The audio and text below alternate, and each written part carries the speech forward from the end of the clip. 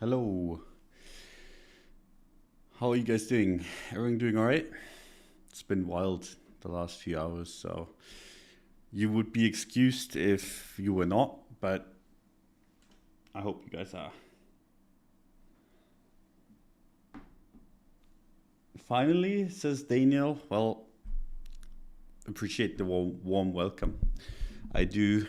So yeah, today we're gonna talk about I think Bitcoin, ETH, XRP, Atom, Cake maybe. It's a little bit of a low cap.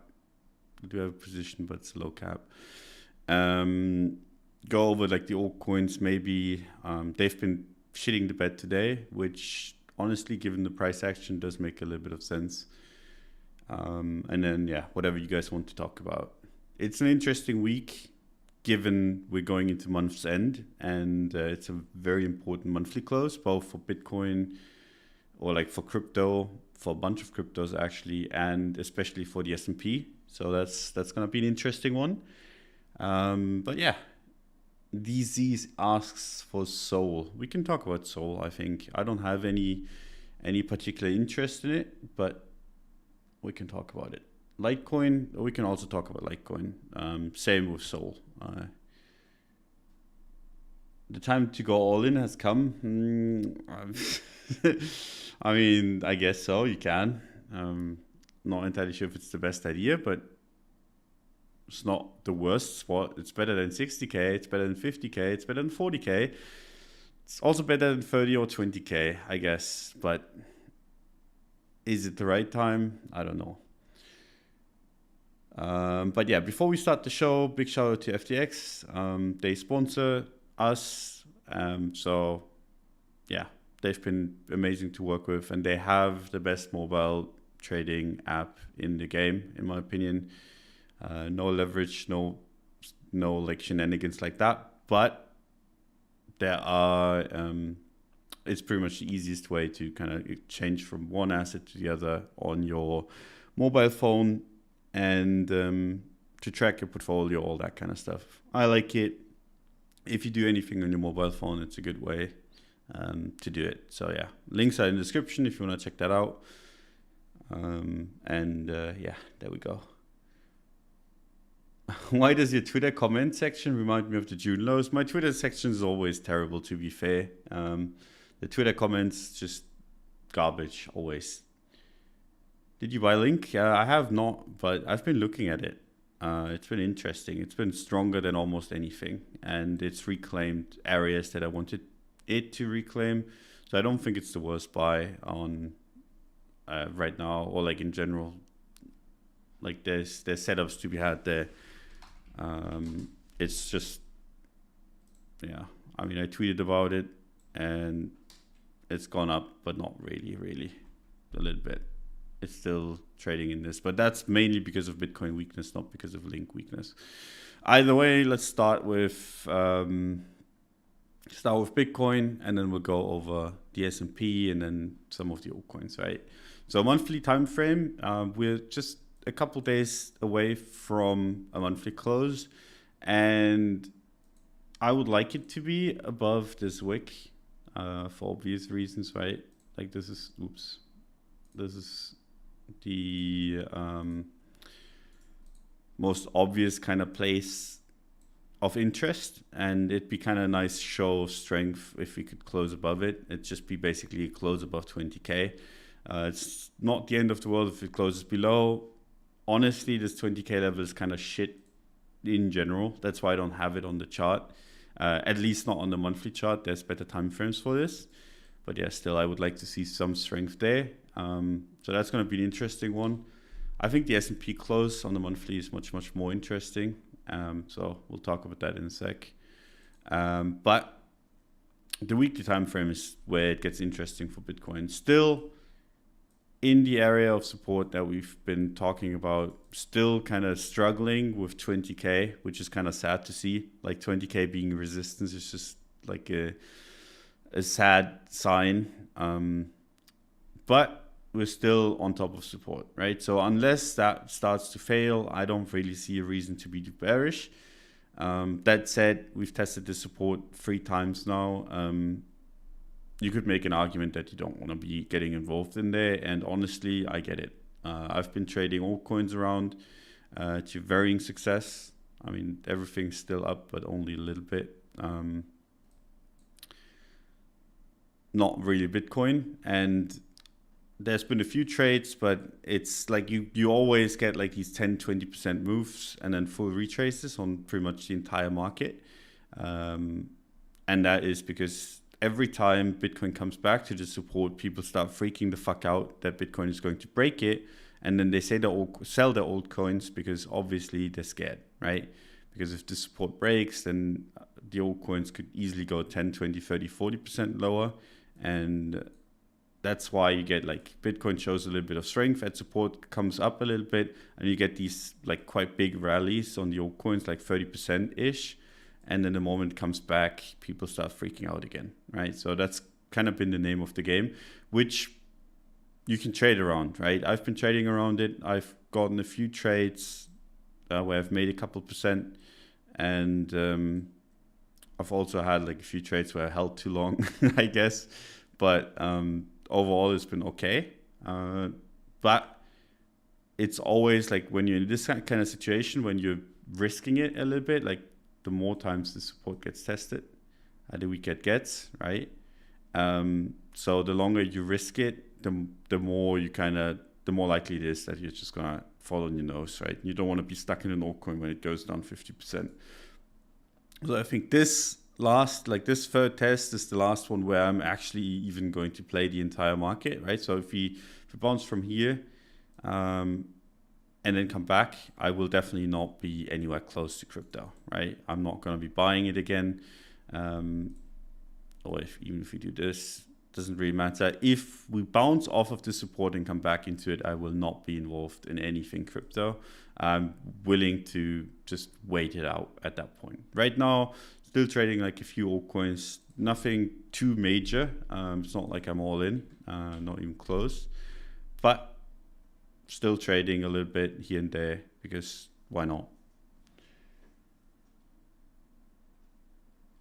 So that's like the weekly time frame, right? Like that's at support, but it's struggling with, like I said, 20K. It's not even getting to the first resistance, which is also really, really close, around like 20 to 21K, and not inspiring too much confidence on the lower time frames on the daily, still like kind of hugging the support, and this is kind of shit, right? So we've had 6 tests here. At some point you cannot trade this anymore, right? You might not want to bet on a breakdown, but you cannot trade it anymore. In my opinion, it's just not worth the risk, for like if you're trading it as a trading range, right? So like this only makes sense in a new range. When you have a range that's been like kind of moving like this test, you can still buy maybe even another one. But if you have a range that does this and then hugs the bottom or hugs the top, you don't want to be trading that range anymore. Just want to give it some time, resolve one way or the other, and then play it. And I think that's where we are with Bitcoin right now, where you just want to give it some room. I'm definitely not trading it. The only things that I've been trading is altcoins. And the reason for that is that, like I said, whenever Bitcoin moves off of support a little bit, we get these kind of bigger sized rallies in the altcoins anyway, and they're more fun. Are you still in Atom? I am, yeah, a little bit. I mean, it's not really moved all that much. My entries, like, so Atom was like, I bought it around like 11.8 to 12, right? Sold it into 16 point something, and that was my position, right? And then I rebought it at 13.9, which is still like, I'm quite happy with that. Like, took like 30-40% on the move up, and then got reestablished just below 14, and that's down like what, like 5% ish. I don't really give a shit. I'm gonna reconsider the moment it gets back where I started buying it the first place, right? So like 11.6, that's where I'm like, okay, this looks really bad. and I'd still go out with a profit, right? So I don't really mind it too much. But right now it's at support. Still have it. Could go up, could go down, obviously, but I'm not doing anything really with it.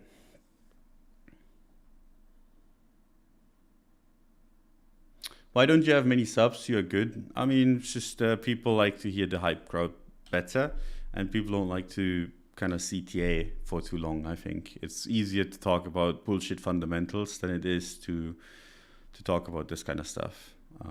So I think that's why. But yeah, that's Bitcoin. We talked about the weekly, we talked about the daily. ETH, also interesting, right? So like ETH's more interesting on the monthly than Bitcoin is.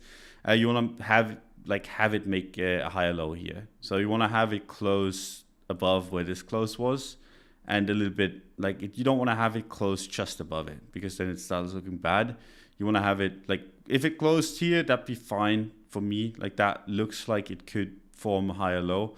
If it starts closing down here at that point, it just looks like it's an equal low and wants to take that out.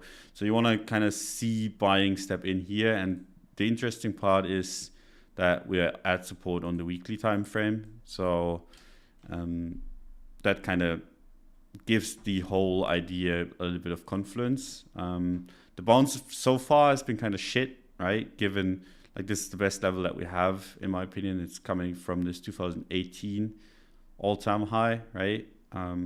So this area is basically area where you want to see a higher low. So far, nothing amazing, but it's the best area on the chart if this wants to turn around bullish, right? So whenever you have that and Bitcoin at support, right? So you look at Bitcoin and ETH both, and you have them both at support. That's usually a good confluence. But obviously the market conditions are kind of wild right now. With everything that's going on globally, it's really tough to make good calls. So people are just sitting on the sidelines, and I totally get that. I honestly think that's one of the smarter things to do. For me, trading's just been kind of nice. Obviously not everything is playing out as you want it to, but in general, there's been a few good trades here and there. So I just want to be involved, kind of keep the edge. When you're trading a market somewhat regularly, you kind of you get familiar with it, and you kind of can feel where it wants to go.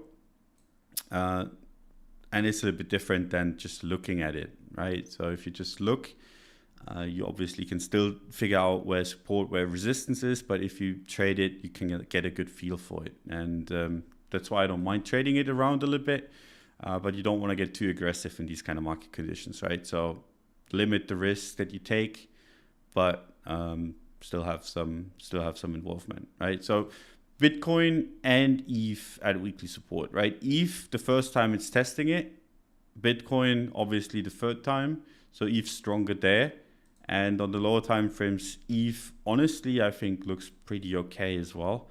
Retested this range. And obviously, not the prettiest looking chart, but this is I think this is okay. As long as we hold 12K, this looks okay. The moment we start dipping below it, obviously starts looking really shit, but so far, so good on the ETH front.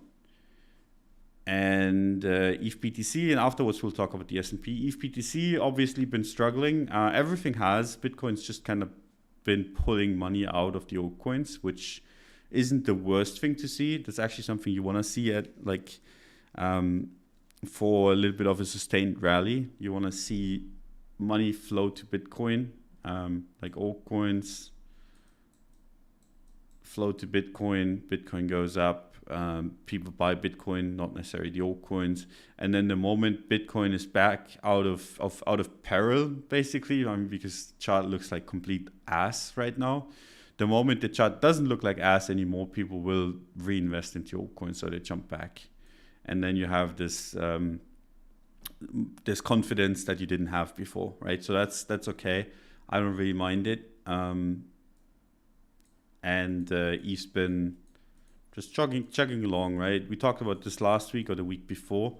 I could see ETH BTC honestly like do like whatever the fuck until it hits this trend line again, and then eventually hit like go for the flipping. I think that's at some point in the crypto history that's going to happen. I think it's going to be a while though. I think it could go with this trend line, and that could be like 2, 3, 4, 5 years. So I could see it go sideways, a little bit up, a little bit down, but generally I don't think the trend's gonna change. Trend's been up, and I don't think this necessarily needs to change, right? Even if this drops quite a bit, it'd still be in line with that trend. So at some point I still think that's going to happen. It just might take a while. So yeah, that's ETH, both on the Bitcoin and on the USD pair. Let's jump over to the S&P real quick, which honestly, I mean, you gotta say, for me, like me not being an S&P trader, I don't think many people have called this thing better than me in the last few months. We caught the monthly support into monthly resistance. It's now back at support, and you can see like this has been straight down, right? And ever since we talked about this monthly support, it's been grinding to a halt, right? So like you've not seen any support, nothing, no slowdown on the selling, no nothing. We talked about the monthly support in the last few days, 2 weeks. Like it's been like 5, 6 days, 7 days maybe. Like in the last 3 we talked about it, and I was like, okay, we're getting close.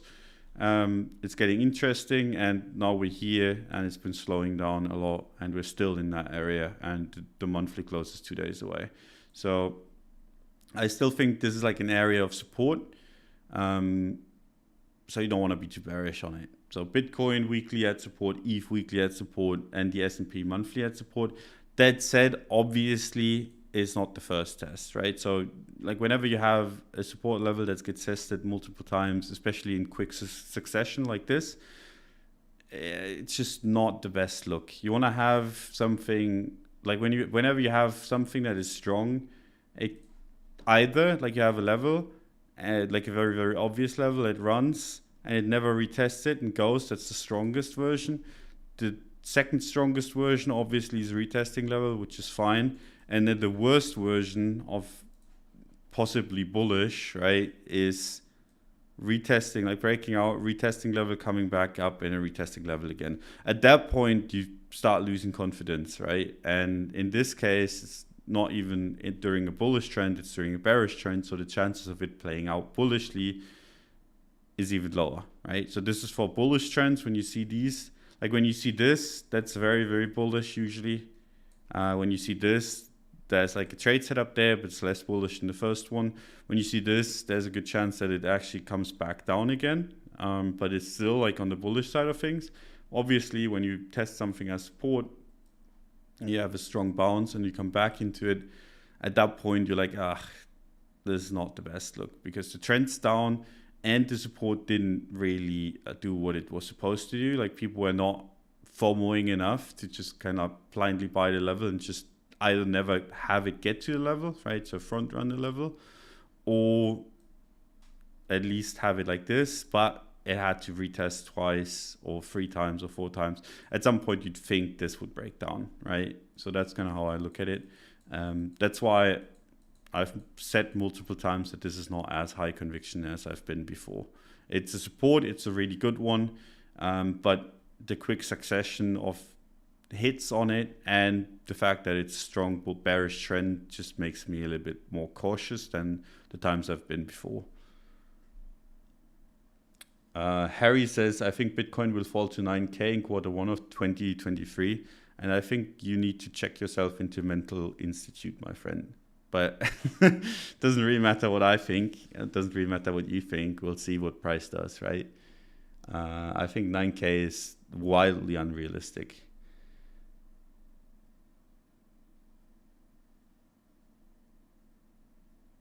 What do you want to see to start buying Bitcoin for a couple year hold? If I was an investor, I'd be buying Bitcoin right now. I wouldn't give a shit. I'd just be buying GBTC or Bitcoin, both work. GBTC is really, really, the premium is very, very negative. I don't know if you guys have seen, but I've been eyeing this again. I've been eyeing this a lot of times, and I've almost pulled the trigger a bunch of times. But this is the GBTC premium. It's at 35%, so negative premium. So you can basically buy Bitcoin. And I mean, we can look at the chart. It's hilarious. You can buy Bitcoin at prices around like 10, 11K. It's just, you have to buy GBTC and you have to pay 2% per year for the fund. And you kind of like, it's illiquid in a sense that you cannot get in and out easily. But you look at this, it's trading down here. It's reversed, like it's completely reversed or like lost the entire bull market. If you compare this to Bitcoin, that'd be like around 11K ish. So GBTC is still right now, but the question is, does this go going worse? Because it was still like at 20, now it's 30, now it's 35. How bad does this get? But I think at some point this is like a really, and I've said this at 25% as well, but I mean at 35% trading in these kind of low areas, just seems like a good buy. So maybe if I have like a few altcoin plays to play out, I'll just store away some long-term bags. I don't really want to own too much crypto long-term, honestly. With every year that passes, I get a little bit more bearish on it, like on the entire thing. But if it gets cheap enough, I might. Don, what's the yummy coin that you posted on Twitter about? It's Cake, because Cake is yummy. And Cake's been doing really well. Like, look at Cake against Bitcoin. This is Cake against Bitcoin. It's actually been just completely flat. It's basically reversed the entire bad move, like the bearish move from yesterday. And against USD, it's green on the day. And it's been green yesterday. So I've been buying this for a while now. Just it's a low market cap shitcoin, so you shouldn't copy trade me because the liquidity was shitty enough for me. And if I'm gonna dump this, I'm gonna wick it, right? So it's not something that I want to necessarily have people copy trade me. It's just, I don't know, I found it funny to post like that, so I did. So there you go. But that's the one. I like the chart. Like, this just looks like it wants to go parabolic. If it doesn't, it goes to zero. So you either do this or you go to fucking zero, which, I mean, fair enough, right? But yeah, that's that. We talk about GBTC. Really interesting, honestly. 35% is quite a bit, I think. The thing is, like, you can pay a bunch of 2% annual fees with that, if you think about it. So, and I don't think it's gonna go to zero. It doesn't make much sense. It seems legit enough. So 35% is quite a discount.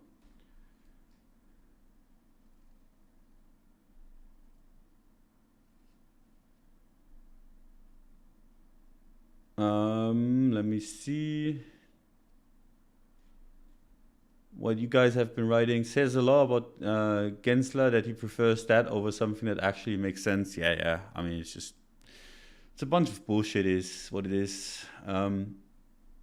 Why do you get bearish as if not much momentum left in it? I don't know exactly what you're talking about, but the more, like, whenever you get this, right? Whenever you get this bouncy ball, the reason why this is bearish, right? I don't know if that's the question that you're asking, but I can explain it anyway. There might be like a few people that don't really know why. That just kind of trust me on my word. So one, market structure, obviously you're making lower highs, right? But that's not really the important part. The important part is you have someone or some people sitting here that want to buy Bitcoin, right, in this area. And the more often you test it, the more of those kind of people will get filled, right? Like, there's gonna be sitting like a bunch of people sitting there just that want to have Bitcoin. That's why it's bouncing, right? Because they're like eager to buy it. But like them buying it doesn't really push price up, and they're very clearly not willing to chase price up, right? So it comes back, comes back, and comes back. And at some point, all of these people will have the Bitcoin that they want, right? Because it comes back and people sell into them. It comes back, people sell into them, it comes back.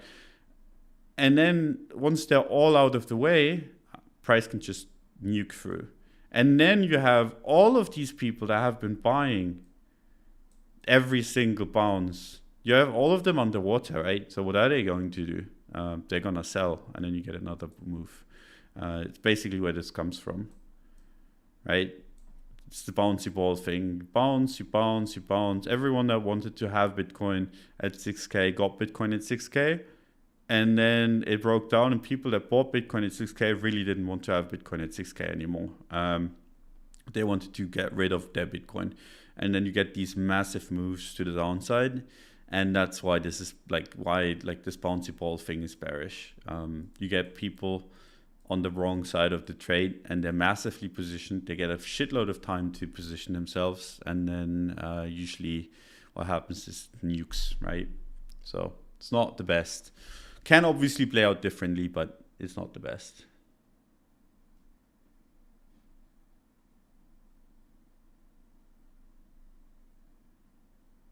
So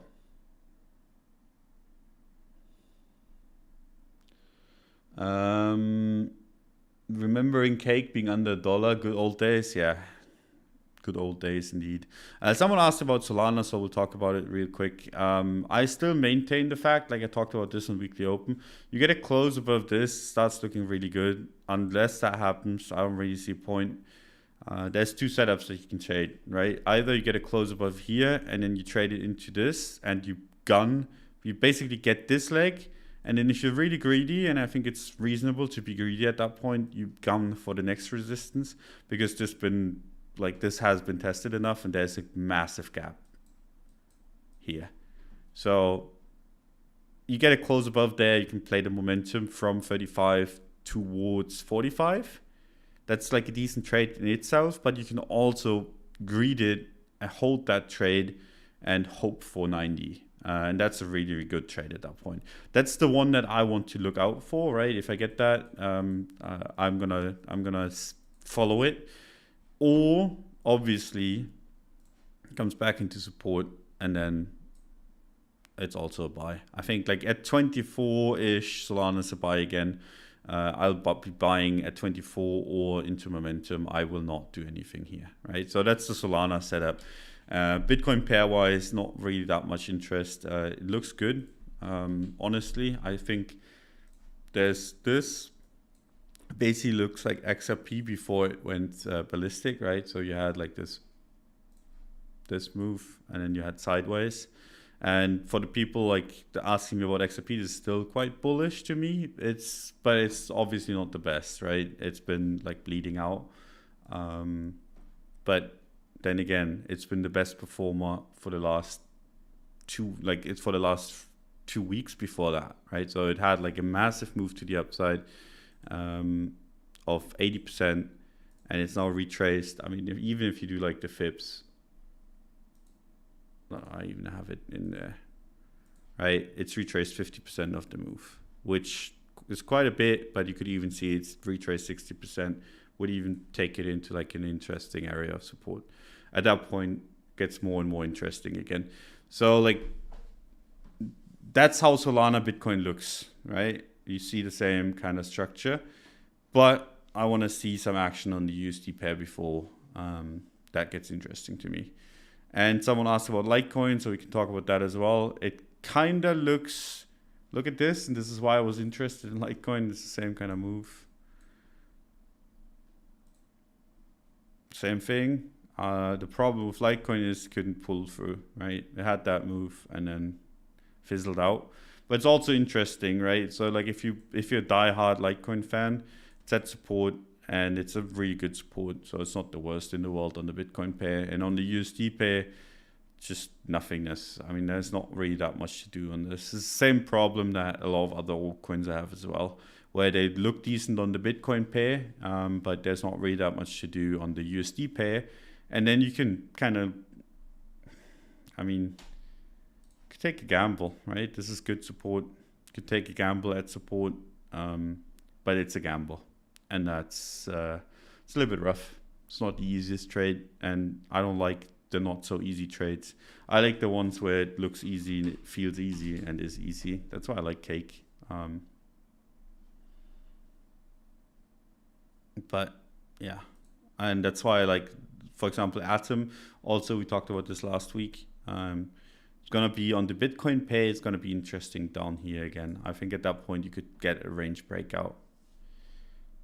The reason why I bought was because I was like, okay, I technically bought down here the first time, wanted to have a position, and or was it down here? I don't quite remember. Whatever. One of these weeks, I think it was this one. And I wanted to have a position. I bought it and it went up. It went up too quickly, so I sold, made like 30 or 40%, and then I could get it back cheap on the USD pair, which I just did, right? Like whenever I trade these around, then I want to have them for a while, because the reason why I wanted to have Atom was because it was outperforming so much. I don't necessarily like give it, like I don't need to rebuy the Pico bottom, right? So you have like a move. I buy here, I sell here, it retraces, and I get to buy here again. And even if it comes back like a little bit further, I don't really mind about this too much, because I mean, I already pocketed this move, and I was originally aiming for higher, because I mean, my original target was 22, right? So if I already pocketed this, it makes me much more comfortable like being in here, because then basically you can add this to your break even, right? So this is the profit that I made, and then that you can just add on top, and it gets really, you start losing on a lower move. Obviously you don't want to take it, like you don't really care too much about break even, but it's still nice psychologically, right? When you're like, okay, I'm not losing on this position.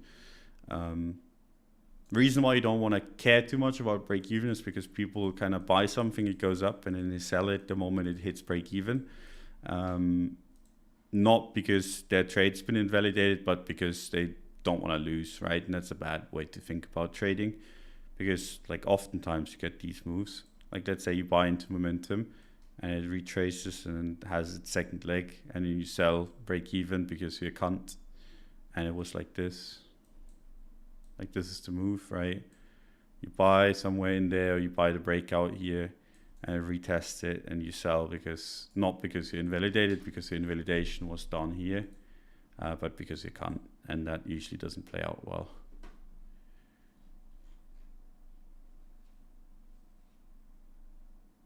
So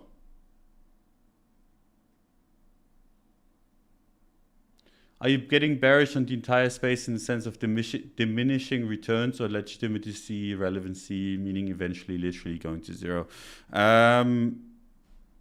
Honestly, both. Like, I've never been the biggest crypto guy anyway. I think at some point we're going to get digital euro, digital dollar, digital all of it. And then it's going to be really tough to compete with that, especially given that governments will try to kind of monopolize. So like that's already, like that's always been on my mind as like okay, this can get really, really tough. And then also just with like the Do Kwon stuff, with every single year the scams get bigger and bigger and bigger and bigger. And I think at some point in the not so distant future, we're gonna have a scam that goes too far, and then the entire thing is just gonna be like getting blown up. And I think that's honestly gonna be like, it's not gonna be the end of it, but it's just like that's kind of what we're dealing with. Still the best kind of area to trade in, full stop, right? I think it's the best casino that we have in the world. Cryptocurrencies and like trading it, just legitimately the best game. Like if you take it as a video game, this is the best that you could do, in my opinion. Like the most competitive video game. Real life applications and kind of like the impact we have seems like negative most of the time. Like the positives are far outweighed by the negatives so far, and that doesn't really seem to change. And every single year it gets worse. You think like at some point the positive would outweigh the negative. It's somehow not, to me anyway. And maybe will that change. I'm down for it to change. I'd be very happy with it, but this is kind of my cynical view. But still gonna trade it. Like I say, it's the best video game that we have, and it's the best casino we have. So like that combination is always gonna be fun for me. But I think in general, like the Ponzi's and the scams are getting bigger every time, and as long as it's not regulated, there's gonna be one Ponzi that gets too big, and then we have a big problem. And I think Luna was already too big.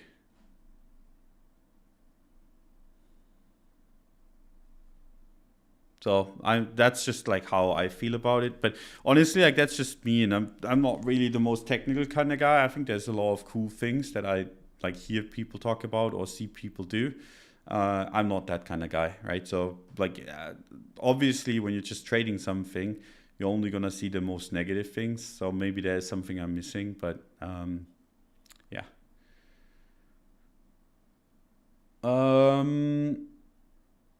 Are you trading less crypto now because of the war in Ukraine and the unstable world economy? No, not really. I'm trading the exact same amount. Obviously, it makes it a little bit more difficult when everything's just going haywire, but also there's more edge to be had, right? When no one knows what the fuck they're doing, you not knowing what the fuck you're doing you're not at a disadvantage anymore anyway, right? Like if even the biggest funds and governments don't know what the fuck they're doing, I mean, everyone's on plain field, right? So if you have like a little bit of an edge, maybe you can even get edges over like the big guys, because no one knows what the fuck is going on. This shit's fucking wild. Just look at the markets. Look left, look right. Everything's just insane. No one understands anything, and that makes for some interesting trading, to be honest.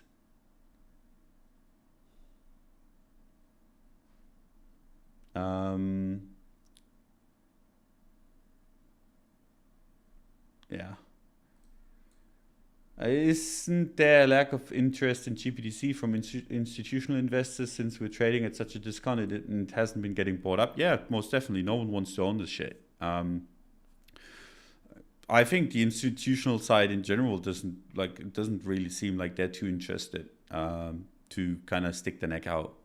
The moment you see GBTC premium close is where I think the worst is gonna be over, and I've been saying that for quite a while. Like significantly close. The moment we get to like 10%, like minus 10% or something from here, that's where you're gonna be midway, or like at least a good way into the bull market again, I think. So like the closer we get to zero, or like even if we cross zero, it's gonna be just full blown mania again. But obviously this needs to be bought up essentially before we can have like a decent move, which is kind of cool, right? Because it's a good indicator for you to kind of see how big the interest is, unless obviously GBTC like Grayscale turns out to have been a scam all along, which I mean 2% annual fees you can argue that is a scam, right? But I don't think so, right? It's not like it's going to zero. So at some point this needs to go down, and then you're gonna have like a good indicator.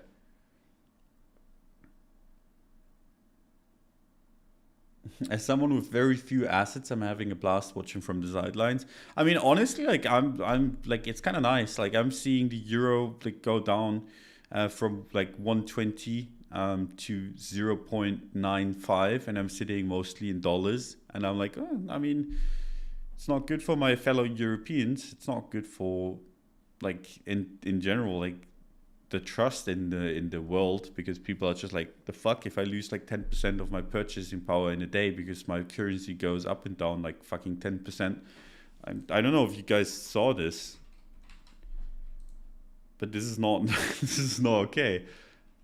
Like this is just not okay. This move, this is like the British pound, so the currency of the Brits, obviously. This is not okay. This is 2 daily candles. This is 8%.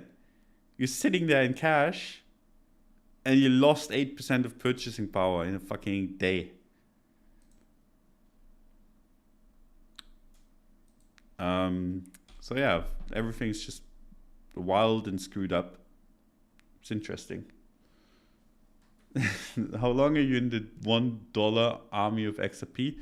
I don't know. I mean, I'll change my tune if it starts looking like any worse. Honestly, still in profit on my trade, but like this is obviously not pretty, and I could have had much more. But for now, still okay. I'll wait and see. Basically, I want to see how the next month begins. But obviously, when you look at this and you look at the lower time frames and you see just relentless selling, it's not the nicest feeling in the world. But then again, I had relentless buying on the way up, right? So it's kind of like how it goes. It's up and down. This is the same way that the people that are holding Bitcoin feel like. Donald, are fractals traps for the average trader? Not really traps, but oftentimes they don't really work too much.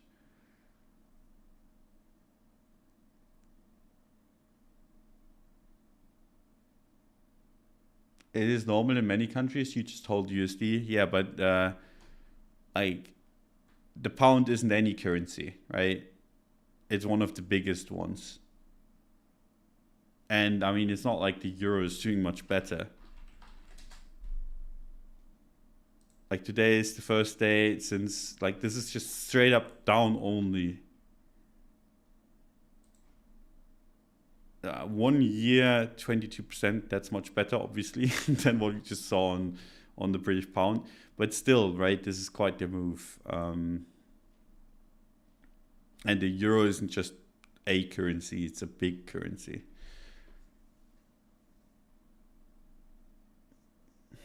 Would you describe an edge you've had previously or now? I can explain one that I had a very, very long time ago, because I don't do that anymore. But I was trading a shitcoin on Ether Delta back in the day. Like, so I don't know if you guys like even know Ether Delta anymore, but it's basically like a decentralized exchange, right? One of the first ones, or one of the more popular ones anyway, back in the day. And that was like where a lot of volume for like new ICOs were, or like in general like smaller coins, right? So, and the order book looks like this, right? So you have someone that's selling something here, and then you have someone that's buying something here, and whenever like someone market buys or sells, I mean, there's this spread, right, that you can take advantage of. And those kind of smaller coins weren't really market made, so people didn't really take advantage of this, right? So sometimes you would have like this coin trading, like, let's say at $1, and at 1.2, right? So the spread would be 0.2, right? And I'd just be basically both sides. I'd have like I have buys up at 1, I'd sells at 1.2, and then the exact same coin was trading on exchanges, so I would have the same on the exchanges, and I would always be looking for like bids or asks that I could take advantage of. Basically, whenever someone offered for a poor price, like to sell or buy something on an exchange, I'd buy there, transfer it over, or like I'd basically market make, and I would take advantage of this. And I was trading this shitcoin. I was basically like converting everything back into the shitcoin, and this was before like an old season. And I think I had like 6 or 7x my stack while the price didn't move at all. I mean, I guess the price didn't move because I didn't make it. Like I didn't allow it to move. Like whenever someone was buying, I was selling. Whenever someone was selling, I was buying. But I like 6 or 7x my stack over like, I don't know, like 2 or 3 weeks. This is just kind of how market making works. Obviously, it's more complicated nowadays, and it's much more competitive.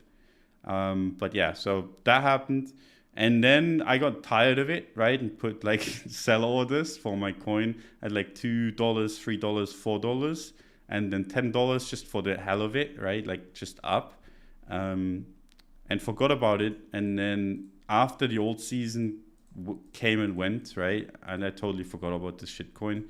I checked the address that I was doing this on, and most of these cells had actually been filled, which was pretty nice. Still had like 50% of my position because I think it went to like $5 or $6.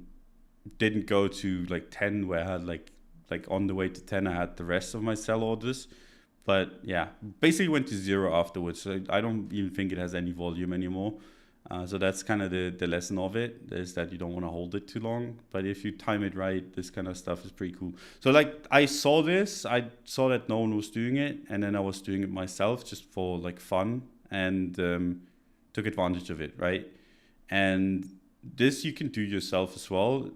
Not necessarily the same way, but you kind of have to like see a situation where you're like, okay, this makes no sense. There's like opportunity there, and then just see if you can make money with it. And anything that anyone tells you about is probably not going to be as good as the stuff that you come up with yourself. And I did that a couple times with like a couple things. And then I moved on and looked for other things, like for other edges basically. But this kind of trading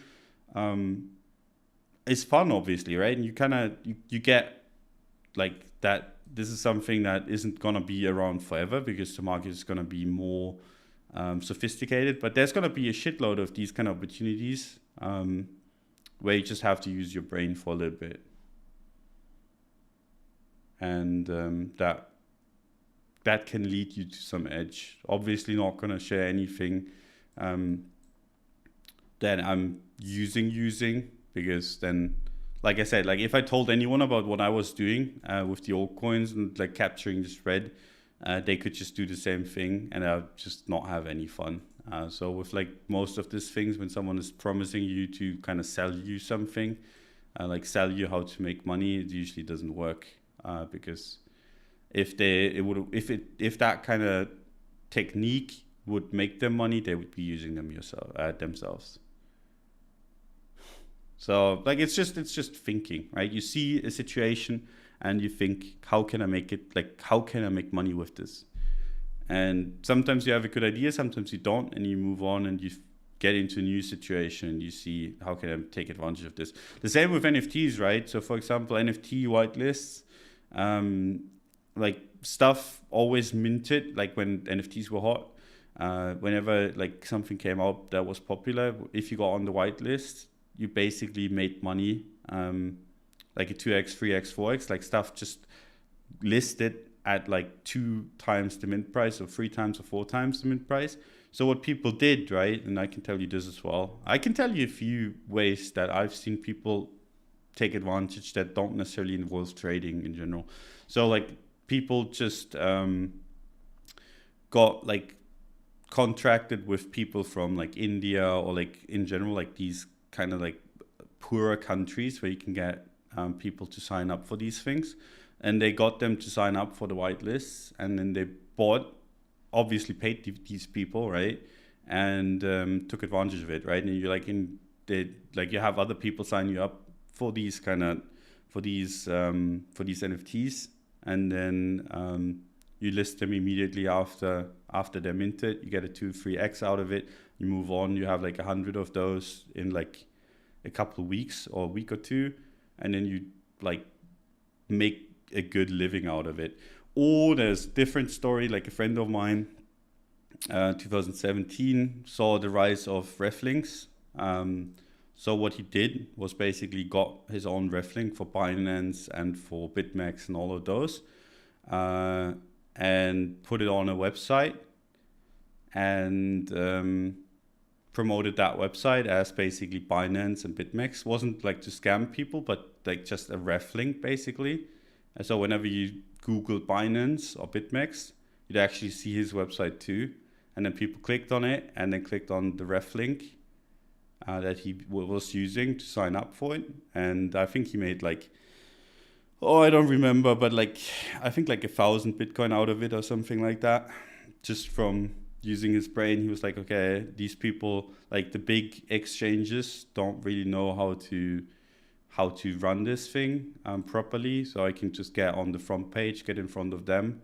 I don't have to scam anyone. I'm just going to use a ref link, and I get everyone that wants to sign up with Binance to sign up with my link, basically. And I mean, that's just like a few ways, right? And this is all like not necessarily involving with trading. Obviously, there's stuff in trading as well that you can take advantage of. Oftentimes, it's, like I said, spreads or just liquidation cascades. This is something that I use still, but that just always works. Like whenever I get these big like liquidation cascades, I just start positioning myself on the long side. Did it here, did it here, did it here, basically. Like whenever stuff completely breaks, I just buy shit. Also works. Obviously takes some balls, but yeah, it's a few different ways to make money.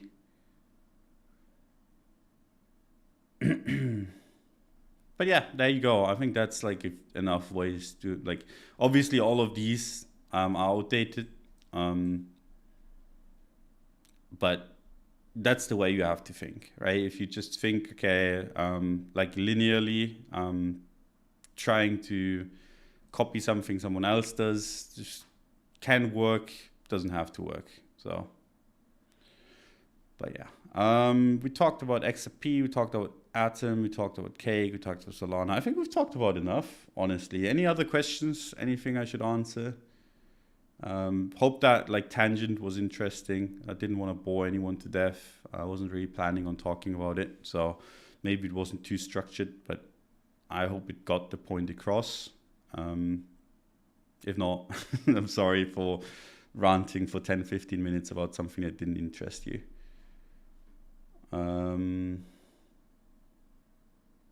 We probably make it on. Some of us will, probably, yeah.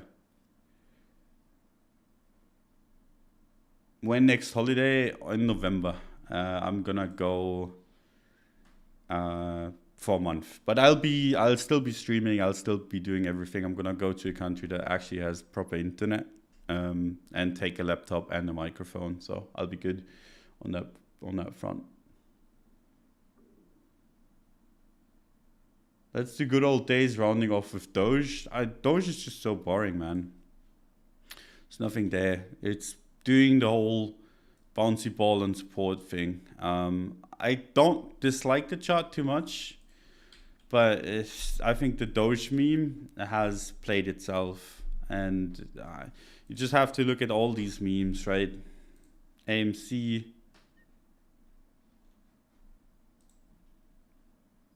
kind of rough, right?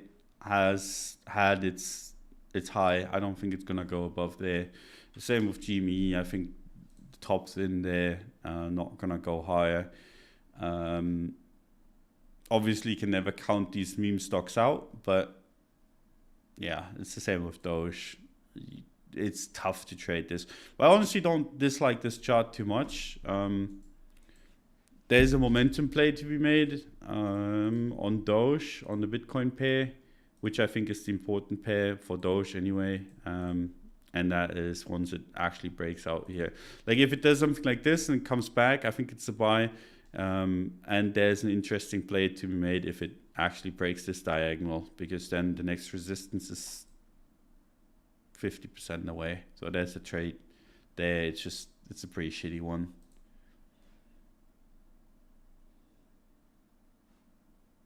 Please delete the lines on the COVID bottom this year. I don't think we're gonna go to anytime soon. Let me tell you that. I think honestly, it makes a lot of sense to be trading in this area, like around the highs, right? So for example, like if you do this and ignore the COVID like crash and the COVID highs, right? This has been the trend since 2008.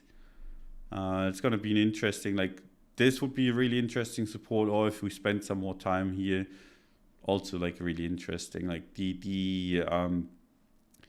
like just basically ignoring the crazy period and giving it some time. I think at that point you could start actually heading back up again. But yeah, I think like this monthly support, if we should crash, really interesting. this like 3.5 to 3.3 region. If nothing else goes terribly wrong. But I think in general we shouldn't nuke through anything below this. This is basically, for me, like anything that goes anywhere close, I'll actually start buying stocks. So yeah.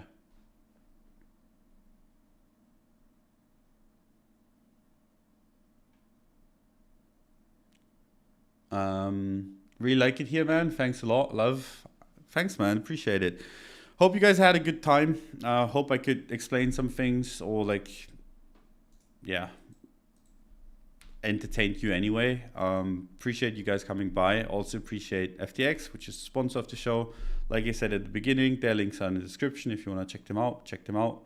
Appreciate you guys coming by as always. And yeah, have a nice evening. Have a good day.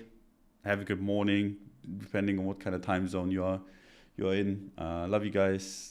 Have a good one. Bye bye.